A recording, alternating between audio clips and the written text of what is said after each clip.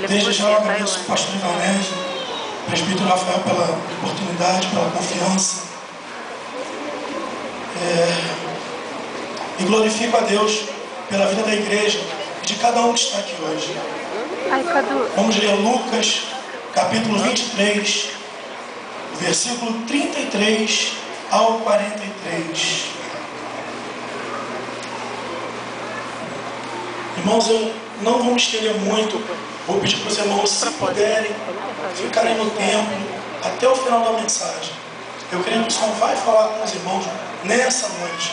Mas para que Ele fale, para que a mensagem entre nos seus corações, vocês têm que esperar até o final.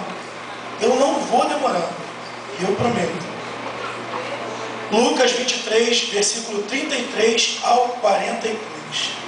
O título é A Crucificação. E quando chegaram ao lugar chamado A Caveira, ali o crucificaram, e os malfeitores, um à direita e outro à esquerda. E dizia Jesus: Pai, perdoa-lhes, porque não sabem o que fazem. E repartindo seus vestidos lançaram sorte. E o povo estava olhando, e também os príncipes zombavam dele, dizendo: aos outros salvou, salva-se a si mesmo, e se este é o Cristo, o escolhido de Deus. E também os soldados o escarneciam, chegando-se a ele, apresentando-lhe vinagre, e dizendo: se tu és o rei dos judeus, salva-te a ti mesmo. E também por cima dele estava um título escrito em letras gregas, romanas e hebraicas: este é o rei dos judeus. E um dos malfeitores que estava pendurado blasfemava dele, dizendo: se tu és o Cristo, salva-te mesmo e a nós. Respondendo, porém, outro repreendia-o, dizendo: tu nem ainda teme a Deus, estando na mesma condenação? E nós, na verdade, com justiça, porque recebemos o que os nossos feitos mereciam, mas esse a nenhum mal fez. E disse Jesus: Senhor, lembra-te de mim quando entrares no teu reino.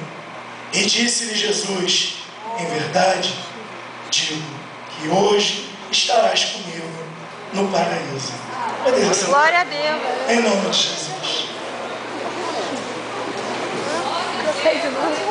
É uma passagem muito conhecida, talvez, por católicos, por cristãos, evangélicos, ateus, a crucificação. Interessante nessa passagem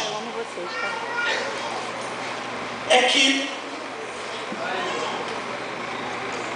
aqueles dois malfeitores, e esses dois malfeitores estavam sendo condenados pelo crime de roubo, de furto, de homicídio, um roubo ao qual foi acometido de morte, a qual houve uma morte. Interessante nessa passagem é que todos aqueles príncipes, sacerdotes, soldados, o próprio ladrão, um deles, dizia: se tu és realmente o Cristo de Deus, salva-te a ti mesmo e a nós. Desce daí.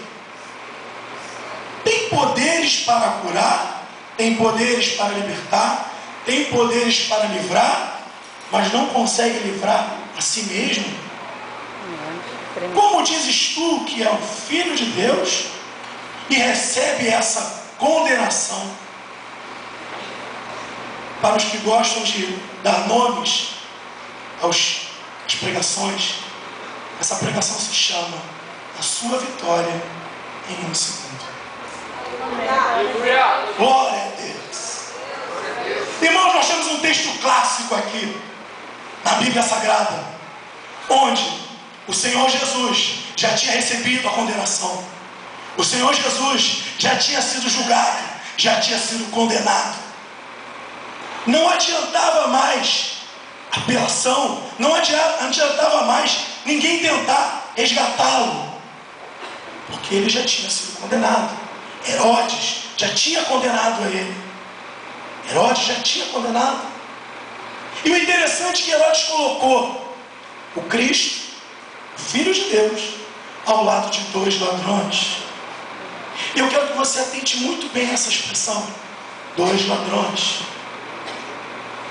Interessante que nas blasfêmias a qual faziam do Cristo, reconheciam o que ele havia feito, curou, libertou, mas não consegue salvar a si mesmo. Não és tu o Filho de Deus? Não és tu o Rei dos Reis? Como é que ele consegue salvar a si mesmo? Interessante é que quando vemos um reinado nada mais é do que status de poder. O que precede a um reinado? Um rei possui coroa, um rei possui castelo, um rei possui riqueza. E o Senhor Jesus, naquele momento, ele estava num lugar chamado A Caveira.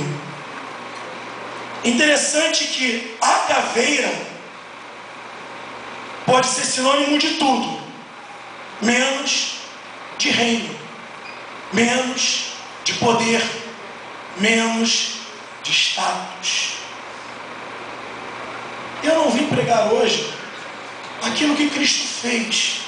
Eu quero chamar a sua atenção exatamente para aquele um segundo a qual um homem reconheceu que Cristo era o Rei dos Reis.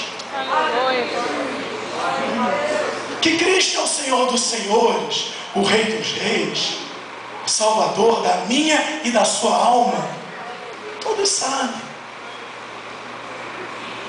Até porque mais de 2000 e poucos anos já se passaram e a sua palavra está aqui. Aleluia. A gente sabe que ele ressuscitou, porque lemos. Mas aquele ladrão que reconheceu a Cristo não sabia. Diante daquela situação, uma coroa de espinho ao invés de uma coroa de ouro, uma coroa de espinho ao invés de ouro. Não tinha aquele jaleco real, aquele manto, aquele cetro sacerdotal. Pelo contrário, suas vestes foram rasgadas. Não tinha um castelo, pelo contrário, tinha uma cruz encravada num lugar chamado A Caveira. Quando foi condenado, Herodes fez questão de colocar a última zombaria e colocou: este é o rei dos judeus, em hebraico, em grego, em romano, para que todos aqueles que passassem ali não tivessem desculpa para saber o que estava escrito. E o interessante é que um deles, um dos malfeitores, chegou a blasfemar dele, de uma certa forma reconhecendo o poder que o próprio Cristo tinha, quando ele disse: se tu és o Filho de Deus, livra a si mesmo e aproveita, livra a gente também, salva a gente também. Não salva apenas a ti, mas salva a nós também.